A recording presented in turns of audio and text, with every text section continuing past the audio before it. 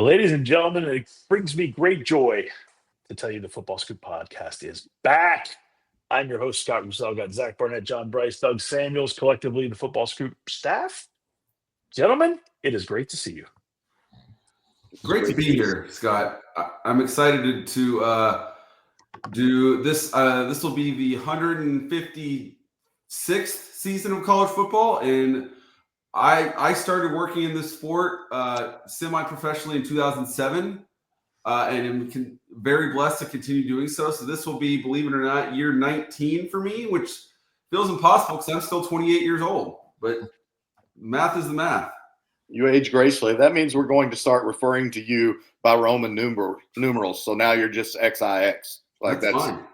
ZBXIX. So I like it. Channel your inner movie recitations and note that we are back, we are back, we are back. And maybe we're the four best friends that anyone has had. I don't know. I love that Zach went semi-pro in 2007. I think I was making like $50 a game, which was a lot for me in 2007. Absolutely. Beer money. It's good stuff. All right, guys. So Football Scoop podcast, as we do often, we took the summer largely off. We're back. The regular rotation's coming back. We're going Sunday, Tuesday, Thursday, 3 times a week, rest of the season, and into our season, which will be November, December, January, February, March. We'll stay with you throughout. Next summer, we'll speaking about summers, I want to hear a couple of summer highlights real fast. I don't want to bore the readers too much, the listeners, the viewers. By the way, you can catch us on YouTube, on FootballScoop.com. We're on Twitter. We're everywhere. Pretty easy to find. And, of course, all your podcast channels. Zach, give me a highlight from your summer. Scott, you'll appreciate this. So we took a trip to Florida this summer to the Destin area. The beach was perfect, but I'm not here to talk about the beach. So I've got kids that are 9, 12, and 14. I've got a high schooler now, which is weird because I'm still 28 years old. But I have a high schooler. And so, Scott, you very much appreciate this. We all 5 of us sleep in the same house, wake up in the same house, but very rarely outside of those times are we all in the house together. Very rarely do we sit down for a meal where it's just the 5 of us. So we spent too much money on this trip, but to have just the 5 of us all in the car, all eating together, all doing the same thing for a week straight was worth 10 times what we paid for it. So now you've got kids in college, so that's coming to me soon. And so I could see the light at the end of the tunnel for all of us being in the same house. I was like, my heart has never been, it's been a long time since my heart has been this full and I felt this content. So I told my wife, I was like, I don't care how much it costs. We need to do this every summer for as long as we can do it. Awesome. I love it. Man, I can jump. I'm going to jump right in. Mine is almost the same thing. I've got 2 kids in college now. One dude still in high school. And favorite part of my summer was just having them all here for basically the month of June. All 3 of my kids were home. My wife was here. And we often just hung out at the pool and did family dinners often just because, man, I got one finishing college this year. And you never know when we'll get these again. So, Zach, I'm right there with you. Family time is the best. JB, give it to me. What you got? Give me a highlight from your summer. Yeah, we got to spend a lot of time out in Utah, which meant a lot of hiking. We also got to camp for a couple of days, 2 or 3 days in Grand Teton, and got stuck in a bison jam in Yellowstone. That's always fun. I'm fascinated by bison. That's my favorite North American land mammal, the largest land mammal on the North American continent.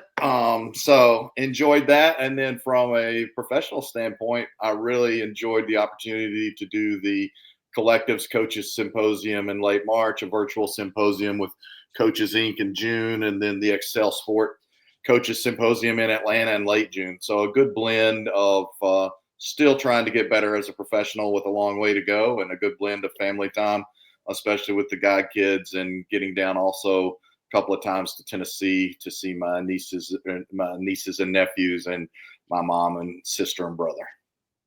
Beautiful. Doug, give me something good from your summer. Yeah, so we took 2 big family vacations.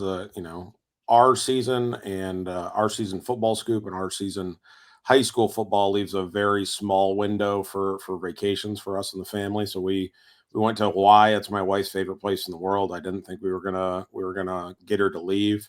But had an Airbnb and stayed on the island for a week. And then we also, I think just before that, took the kids to Disney and had to spring for the fast passes. I absolutely Yes. hate lines. Fast passes are an absolute no brainer, and I wouldn't do any Disney thing without them ever again. I don't think we waited in line for more than 10 minutes. Or with an 8 and a 6-year-old, like lines are the absolute enemy. They would have had an absolute meltdown, stand in line for an hour for a short ride. But so that was great. But really, my highlight of the summer, my 8-year-old has started flag football, going into tackle football, going into third grade here in West Michigan. You can start tackle football. So the only thing we didn't grab for him was a jersey, which, by the way, I dropped a ton of money at Dick's. Had no idea that was coming. But I reached out to Zach for some dad tackle football player advice, since I normally come at it from the coach standpoint, and Zach provided me with some good feedback. But anyway, I sent him to his first football practice in like an oversized shirt. You just throw him over the pads. It had like Team USA. It was from a coaching stint that I had a couple of years ago at one of the camps.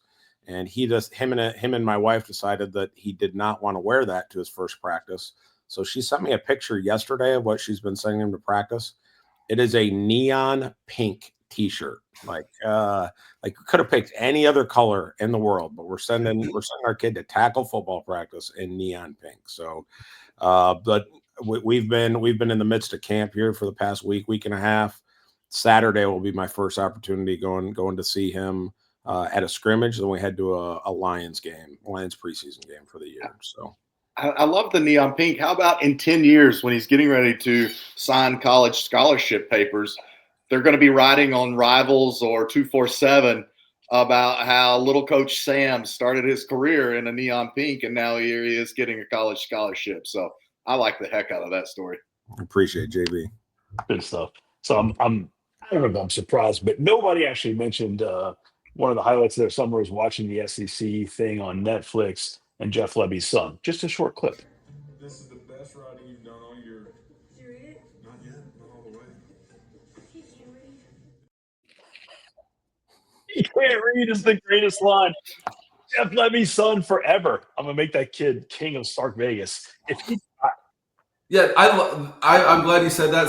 He was my favorite character as well. And also nice lefty throwing motion from the little Levy there as well. Look out for him as a quarterback in the future. As a father of 3, watching them throw the ball in the kitchen and in the family room, I'm like, oh, this is going to be a disaster. But he can't read. Greatest line of all time. Oh my gosh. And they all crack up. The mom leans in and cracks up. Okay, transitioning away from Stark Vegas. Gentlemen, on this pod, I just wanted to get us going. I want to hear what storylines, week 0 is this Saturday. Week 1's coming up next Thursday, Saturday. All the teams playing. What storylines have you excited? What are you looking forward to seeing this year in college football? And I'm going to go opposite order, perhaps. Maybe, Doug, I'll start with you, and I'll go JB, Zach, and myself. Doug, what you got? Last year, the conversation that was dominating was Florida and their impossible schedule, and Billy Napier and his staff really rebounded and I think did that really well. There was a ton of pressure on Ohio State with the investments they made in their roster, and for me, what I'm most interested in is Texas Tech, and are they able to really capitalize that investment? They've got a roster. They've been able to retain a GM like James Blanchard from going to Notre Dame.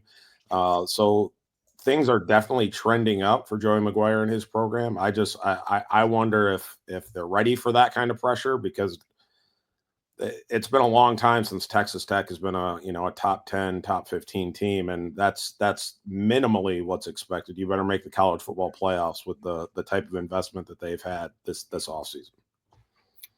Yeah, I think a year ago also the novelty of the first ever 12-team playoff was huge. This year I like the fact that the 12-team playoff doesn't have seedings tethered to conference championships. You've got spots tethered to them, but not the seeds. So the top 4 teams don't have to all be conference champions. I think that's a big one. I like Doug's point because we're at an inflection point in the sport now that the House settlement has officially kicked in and we're in the official dawn of the revenue share era. And that is, if Texas Tech is a big success, then the spending is going to go wild all over again, revenue share or not.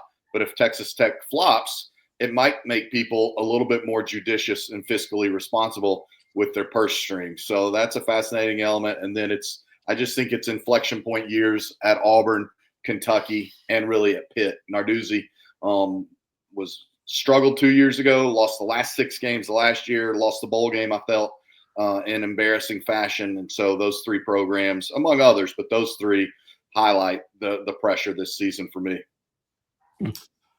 I got 2. I guess I got 3. I'm excited for the last year of college football as we know it before we get petitied into a 55-team college football playoff bracket. Not looking forward to that. Number 2, if the shoe fits, wear it. I'm excited to see this Manning kid at Texas.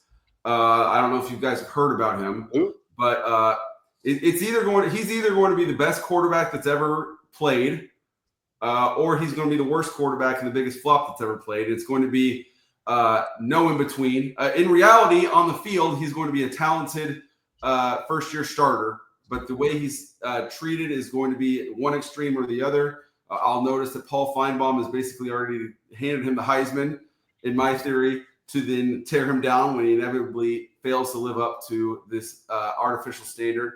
And I'm excited for year 3 of Matt Rule at Nebraska. He did it at Temple. He had Temple in a nationally televised primetime game with a full stadium at Lincoln Financial Field, beating Notre Dame in the ABC Game of the Week. When's the next time that's going to happen at Temple? He took over at Baylor when they were coming off of the Art Briles smoldering crater of that. They were in complete dire straits, and then had them in the Big 12 championship game in the Sugar Bowl by 2019. So by comparison, Nebraska is the best program he's ever taken over, and he has a returning quarterback in Dylan Raiola. He's got a very manageable schedule. No Oregon, no Ohio State. His only West Coast road trip is to UCLA. So this should be year 3 Matt Rule, where they should at least get to 9 wins, in my opinion. Good stuff. I'm very excited to see the cream rise to the top in terms of coaching and administrative acumen. What I mean by that is I think that college football, the rev share, NIL money has changed. The rules are kind of wide open, but they're the same for everybody. So you ought to be able to, if you have the money, which most, there's levels, right? The Power 4 within there's a level. At that level, the top 30 programs, you ought to be competitive. There's no reason you shouldn't be competitive, barring an unforeseen, like if your QB1 goes down in week 2, that's nothing, not much you can do about that. You can have a great backup, but he's not going to be QB1. I think you're going to see coaching acumen and administrative acumen really rise to the top. And I think it's going to present some glaring issues with some guys who just aren't that good. And because of that, I think we're going to see a significant amount of changing of the guard after this season. I think there's going to be a lot of change. And, I harken back to Lane Kiffin the past couple of years did a really good job understanding the dynamics of I'm not going to be able to develop high school seniors into freshmen to sophomores, juniors. They're not going to stay here 4 years. So he changed and did a very good job with that. And he built his staff that way, and they did a great job. I think you're going to see some guys thrive in this model. And I think you're going to see some other guys who otherwise are good football coaches, but they're not good in today's college football world, if that makes any sense. So I think you're going to see a real change in there. And I think it's going to happen in the levels at the upper echelon of Power 4, the other Power 4, And then I think in the group of five, you have an upper echelon and a lower echelon. And I think you're going to see some guys who really understand how to coach and how to build a team and how to lead a team, and create a team out of new guys. I think you're going to see them rise and get a shot on a bigger stage. And I'm excited to see that happen. And I 100% believe this is going to happen within the administrative state as well. You see group of five athletic directors leaving for a second or third position in a power four program. And I think you'll see more of that. And I think you'll see the people who understand revenue and can help drive revenue and generate revenue are going to get bigger seats at the table in the administrative world. And from a personnel standpoint, a general management standpoint, uh, you're going to see some people really grow into those roles and find their footing and say, I can do this for the next 10 years and be wonderful at it. So I'm excited to see some fresh faces in the game and really stepping up and being rewarded for doing a good job where they have been. So, Scott, I have a follow-up question for you. When you're talking about changing of the guard and old generation moving on, you don't have to tell me who, but do you have specific coaches in mind, or are you just speaking generally? Oh no, I have some very specific coaches in mind, and I think we could do a deep podcast. And Football Scoop, we added the premium membership level, and I think we're going to do a lot of that there. And really, in the past, it's personally, and all of us, we know a lot of these coaches. So it's hard sometimes to say, I'm worried about this guy's job security, especially when he's a friend of ours. Um, and I think they all understand because I've had this conversation with a lot of them over the past couple of months how things are changing. And there are a lot of guys who have been in this profession for a very long time and have made a very healthy living. And they understand there's big reward because there's big risk. And I think there's some guys in this profession who are ready to de-risk their lives, and they understand that in de-risking, you'll lose some of that reward as well. And I think there's some guys who are willing to do something for the next 10 years of their life that doesn't include 18 to 22-year-olds potentially throwing a bomb in their lap. And yes, I think there's a de-risk, de-escalation for some of these guys that's coming, and I think they're okay with that. I would say I think more than ever before, college coaches are trying to get to the NFL because the quality of life changes because the schedule is the schedule. I think that's more pronounced than ever before. But the question I had for the three of you would be: we all went through what we're looking forward to off the top of our heads for the upcoming college football season, and not a one of us mentioned Bill Belichick or Deion Sanders. What does that either say about us, or what does that say maybe about fatigue already on those two subjects? I don't know. I'll give you some quick feedback on that, JB. I think Dion's been really good for the game. I'm really glad that Dion succeeded because if he had failed, that wouldn't have been great for the profession, in my opinion. He challenged a lot of guys, and his success has made some guys say, "I could do some of that. I could take some of this stuff without being as showy," that kind of thing. Dion is true. Dion, first of all, I mean, you have to applaud the man for battling through personal health issues that he has. The man has almost died a couple of times, and he continues to pour into that program. I think it's phenomenal. And I wish him good health and good success, and however many more years he wants to do this, who knows? Um, Belichick's a different animal. I don't know how that's going to go. I don't know the talent they have. I'm interested to see it on the field, see how they respond. Bill was the greatest in the NFL for a very long time. Does he have that spark? I don't know. I'm very interested to see it. I just don't know. I'll harken back to the one of our most recent podcasts where we talked about Bill Belichick, and I think I set my disaster rating at 20%, which is among the highest in college football. And I'm nothing that's happened since I made that statement has caused me to drop my disaster warning.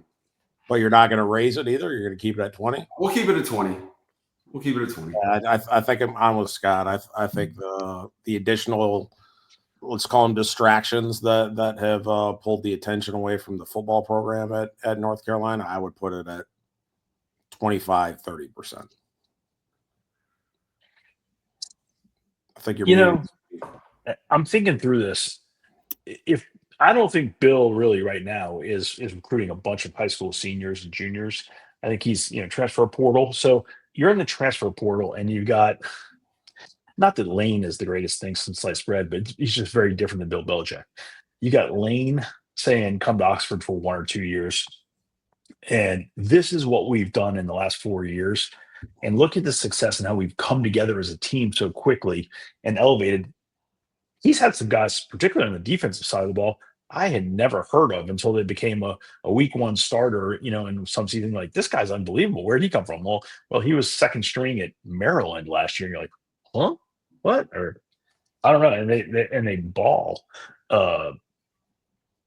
Maybe Bill does that this year, and then all of a sudden it's a real battle. That would be awesome. That would rise all boats.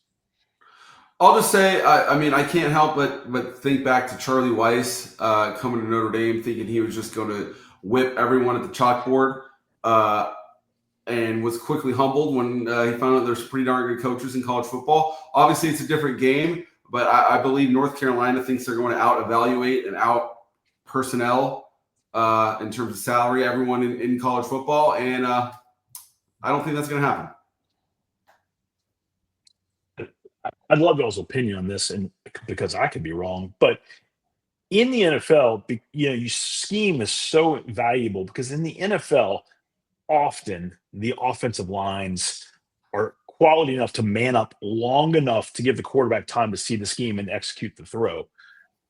In college, sometimes you just have a grown man on the defensive line who, the offensive line, no matter double, max, whatever, they can't stop that one guy. So it throws the whole scheme out. The play's off in 1 second. So to me, I just don't know that schematic advantage is as big of a deal in college if you can't stop the bigs up front. And in power football, the bigs up front often win. I think the saving grace not saving grace, but something that's going to help Belichick out is Freddie Kitchens has been part of that Tar Heel staff for a few years, so he's not coming right from the NFL. He had a short stint as an NFL head coach, but I think that helps that transition a little bit more, Scott. But I guess time will tell. I might take this kind of towards the close real quick with one thought. You mentioned Arch. I've known the Mannings for a long time, and a couple of things come to my mind when you say that. I knew Peyton real well growing up and saw that first year at Tennessee when he kind of got thrust in there. And he was a really good player, but he was a first-time starter. And he threw some picks and stuff like that. And Peyton obviously got better over time. Arch is going to get – Arch is a very good player, not really first-time starting because he had some experience last year. But Arch is going to do fine. They have a very good team around him, and Arch's team is going to be very good. Where I'm really going with that is Sark. I think Sark is going to be faithful to the Mannings, if that makes any sense. And what I'm saying is, I don't think Sark is going to leave after this year, even though I think Sark is going to get an offer to leave after this year. Sark has done a wonderful job at Texas. Sark is the type of guy that NFL players also would enjoy being coached by. Sark has learned. He has grown. He's a different guy than he was in the NFL before. And I think Sark ultimately will be in the NFL. I don't think it's before Arch Manning leaves. Completely agree. And by the way, Arch ain't leaving after this year. Yeah. Arch going to play. Yeah. I think Arch has already came out and said like he's around for next year. Yeah, everyone, what if he has a great season? Here's the thing. You're never going to hear a Manning say this in these terms, but they want Arch by his 40th birthday to be on his way to becoming a billionaire. And that to get there, you need to have a long, fruitful, successful, lucrative NFL career. And there's no guarantees, but the clearest path to a long NFL career is having a long college career where you get lots of reps. So they're not whatever number one pick would make of the 2026 draft. They're not worried about that. They're worried about getting him a big second, third, fourth contract and playing a long college career puts the numbers in his favor as best it possibly can. I'm not going to disagree with you because I do think there are business people in that circle who are thinking along those lines. I just think the Mannings are just thinking, we want to get him to a great place in the NFL where he has opportunities to win Super Bowls. And the money's just going to come. Yeah. That's so secondary to them. They're just like, we want to have a chance for him to win at the highest level. That's what I see. Part of the reason why the Mannings are so rich is because they're just humble, likable people, and the money follows them. Amen. Gentlemen, highly enjoyable first pod for me. So coming up soon, next episodes, again, we're going Tuesday, Thursday, Sunday. One bold prediction is definitely coming next week. I want to hear some, and I want to hear it at different levels of college football. Who are you excited about? Who do you think has a chance to win the national championship and why? So we're going to be talking about some of those things, storylines, and then maybe we'll talk some coaching. What's going to be the outcome on the coaching cycle towards the end of this upcoming season and things like that? Sound good? Sounds great. Good. We're the Football Scoop staff. Find us on FootballScoop.com. Tell your friends. We certainly appreciate it. This has been great. Talk to y'all soon. Peace.